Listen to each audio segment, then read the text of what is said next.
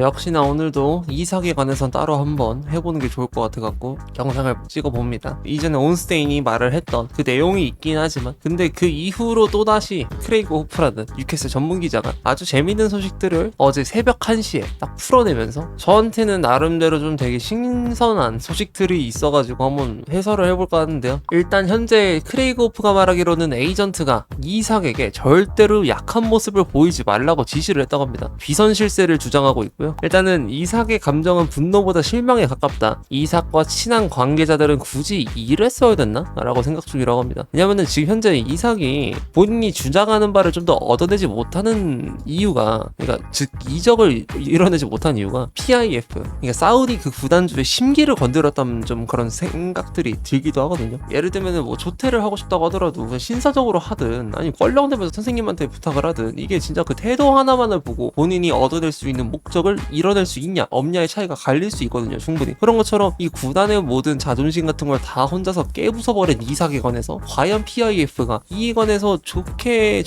이삭을 지금 보내주려고 할까? 라는 생각이 들기도 하거든요. 실제로도 지금 뉴캐슬 내부 스태프들 경영진 이쪽에서도 나오고 있는 의문점이기도 하고, 그리고 하우랑 구단 경영진은 이 불만이 1년 전부터 계속 있었다는 걸 알고 있었다고 합니다. 결국 이삭이 구단에 대한 기본적인 존중조차 안 보였다라는 게 PIF의 뒷목을 잡게 했다라는 말은 공식적으로 이적 요청 안 냈고요. 허벅지 부상이라는 핑계를 줬더니 투어 출발하기 직전에 언해피 띄우고 훈련도 안 하더니 스페인으로 도망갔었죠. 이번 연도에 원래 재계약을 하려던 게 구단의 계획이었고 이번에 실패할 시에는 2026년 여름부터 판매를 절대 배제하는 상황이 아니었는데, 게다가 지금 재계약에 관해서 바이아웃을 넣은 형태로 제시를 해봤지만 거절당했고 지금도 계속 재계약에 관한 제시를 해보고 있는데 로마노 피셜러는 싹 다 지금 거절을 하고 있다고 합니다. 근데 이 선수가 웃긴 점은 지난 시즌 리그 38라운드 끝났을 때 끝나자마자 바로 잔류 확정이 됐거든요. 그래놓고 사실은 그 1년 전부터 불만이 있었다. 뉴스라도 나온 게 없고요. 오히려 잔류 확정 스탠스만 나오고 있었습니다. 그래놓고 나중에 깜짝 서프라이즈로 이런 식으로 구단 자체를 터트리려는 행동을 하다 보니까 불만이 커질 수밖에 없었다라는 얘기를 하는 것 같고, 관계자들은 이런 얘기도 한다고 하더라고요. 저 에이전트가 이삭한테 저렇게 강요하는 거 보면은 은퇴 전에 마지막 빅딜이다. 마지막에 이 새끼 그냥 한 당 땡기려고 한다. 이삭 딜 이거 추진시키면은 에이전트 수수료가 얼마가 떨어지겠냐? 뭐 이런 식으로 말을 하는 것 같은데, 일단 이삭은 이전에 도둑질을 2번 당해가지고 집을 판매를 하려고 한다라고 하고 있잖아요. 근데 그 판매를 하고 나서 뉴캐슬에 남을 거면은 그 지역에서 또다시 집을 찾아봐야 되는데 최소한 1년 계약이라도 아직까지는 입주할 집을 찾고 있진 않다라는 게 호프의 내용이고, 그리고 이삭이 지금 현재로서는 9월 A매치까지 모든 경기를 결정할 것 같거든요. 이렇게 되면 당연히 뭐 벌금을 부과받을 수 있는데, 크레이그 호프 얘기로도 이삭은 개막전을 시작으로 경기를 결정할 경우 벌금을 부과받을 예정이라고 나와 있고요. 그래서 호프가 총 4가지의 선택지를 말을 합니다. 정확히는 이삭에게 남은 경우의 수들이 맞을 텐데, 1번 당장 마음을 바꾸고 뉴캐슬가 재계약을 체결한다. 이건 약간 살짝은 비현실적일 수도 있는 게 이삭의 요구치와 뉴캐슬의 합의액이 차이가 10만 파운드 정도가 나다 보니까 이게 좁혀질 수는 있나? 이런 생각이 들기도 하고요. 2번 뉴캐슬이 대체자를 구매하고 이삭을 아주 많이, 매우 많이, 몹시 많이 비싸게 판다 라는 게 2번째 방법이라고 하고, 3번째가 9월 A매치 기간까지 예정대로 원래 합의했던 대로 시간을 갖다가 다시 돌아온다. 이건 지금도 정배로 보여지는 진행 상황이죠. 그리고 4번 뉴캐슬이 대체자도 확보하지 못하고 이삭을 팔아버린다. 이게 4번째라고 하는데, 지금 이게 오히려 수납 엔딩이 나올 수도 있다라는 생각을 하거든요. 여기서 말하는 수납 엔딩이랑 이삭을 팔지 않고 팀이 남겨놔서 얘 정신개조시키겠다. 이걸 무엇을 통해서 추측을 해볼 수가 있냐? 지금 이번에 램지가 왔잖아요. 공격형 미들 옵션이자 레프트윙 옵션까지도 가능한 멀티 포지셔닝에 좀 능한 자원으로 우리가 해석이 가능한데, 키스다운이가 말합니다. 레프트윙을 굳이 더 데려온 거는 이삭 수납 엔딩을 우려해서 최악의 상황엔 고든 스트라이커로 시즌을 치를 준비를 한다는 것, 이에 관한 가능성을 얘기를 했죠. 근데 고든 제가 프리시즌 챙겨봤는데 생각보다 톱에서 잘합니다. 주변에 있는 뭐 공격형 미드필더 동료가 조금 부진을 하긴 했죠. 그러니까 이제 조엘린턴을 말을 하는 건데, 조엘린턴의 부진이 있긴 했지만 고든의 움직임을 보면서 가능성을 보긴 했습니다. 와우, 생각보다 스트라이커 쪽에 동선을 되게 잘 가져가네. 오른쪽이든 왼쪽이든. 물론 이상한 게 아닌 게 고든이 애초에 전방에서 스위칭을 가져갈 때 굉장히 좋은 수행 능력을 갖고 있다는 생각을 했거든요. 멀티 포지셔닝에 관한 이해도가 좋아 보였어서. 근데 그거를 극대화시킬 만한 전술을 플랜 A로 가져간다?